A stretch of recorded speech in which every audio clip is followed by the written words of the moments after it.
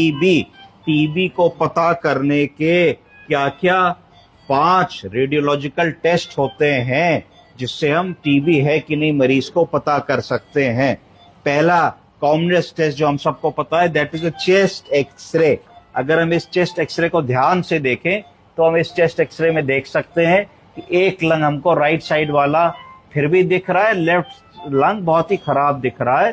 तो ये बिल्कुल इससे डायग्नोसिस बनती है कि इस व्यक्ति को चेस्ट में पल्मोनरी ट्यूबरकुलोसिस है, जिसकी वजह से राइट लंग एक्सरे में अच्छा नहीं दिख रहा है और ये इधर भी टीबी के लक्षण हमको नजर आ रहे हैं। तो जब भी कभी कोई मरीज आएगा जो बुखार की बात करेगा, वजन कम होने की बात करेगा, लेथार्जीनेस वीकनेस की बात करेगा, कफ और प्रोडक्टिव स्पूटम की बात करेगा, बलगम में खून आ रहा है ऐसी बात करेगा, तो हम उसका चेस्ट एक्सरे करा करके देखेंगे। ये एक्सरे इस पेशेंट का है, she is just less than 50 years of age और ये कई दिनों से खाना पीना इनका कम हो गया, सांस लेने में दिक्कत हो रही है, जरा सा चलती हैं तो डिस्निया होने लगता है, दम फूलने लगता है। तो ये इनका इस तरीके का एक्सरे है।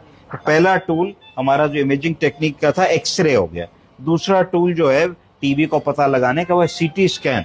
तो एक्सरे से बेटर टूल ये सीटी स्कैन होता है। अगर हम सीटी स्कैन में भी देखें तो इस सीटी स्कैन में हम देखें कि हमको एक तरफ का तो फेफड़ा सही दिख रहा है, दूसरी तरफ का फेफड़ा ऊपर से पूरा डैमेज लंग हो गया है, फेफड़ा डैमेज हो गया है। डैमेज होने का कारण है कि इसमें ट्यूबरकुलोसिस का इन्फेक्शन है जिसने जो है लंग की कार्य क्षमता को गिरा दिया है, फंक्शनल कैपेसिटी को कम कर दिया, गैस एक्सचेंज नहीं हो पा रहा है। गैस एक्सचेंज ना हो पाने की वजह से मरीज की सांस फूल रही है, तो अभी हमको उनको ऑक्सीजन देना पड़ रहा है या बाईपैप देना पड़ रहा है। तीसरी जो इमेजिंग टेक्निक है वो एमआरआई। सीटी स्कैन के बाद की टेक्निक है एमआरआई, मैग्नेटिक रेजोनेंस इमेजिंग। चौथी जो टेक्निक है वो है पेट सीटी स्कैन और छठी जो टेक्निक है वो है अल्ट्रासाउंड। अब मैं आपको एक एक करके बताऊंगा कि चेस्ट एक्सरे।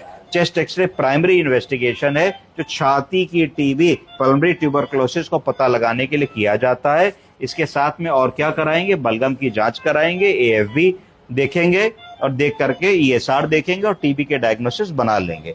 दूसरा जो टेस्ट है वो है सीटी स्कैन। ये किस चीज के लिए है, इससे एक्सटेंट ऑफ द डिजीज पता लगती है कि कितनी बड़ी हुई ट्यूबरकुलोसिस है, ये पता लगता है। इसमें लिम्फ नोड्स भी दिख जाती हैं हम लोगों को और ब्रोंकोजेनिक स्प्रेड। ब्रोंकोजेनिक स्प्रेड मतलब लंग में टीबी कहां तक परकुलेट हो गई है, चली गई है, उसका ज्ञान हमको सीटी स्कैन में बहुत अच्छा मिल जाता है, वो एक एक्सरे देख करके नहीं मिलता। इसके बाद का जो टेस्ट है उसको एमआरआई कहेंगे। एमआरआई कहाँ के लिए प्रेफर्ड होता है? अब आपको लगा कि साहब इसके तो ब्रेन टीबी है, तो ब्रेन टीबी चेस्ट एक्सरे से तो आएगी नहीं, उसके लिए एमआरआई बड़ा हेल्पफुल टूल होता है। तो उसमें हम एमआरआई ब्रेन कराएंगे तो उसमें टीबी के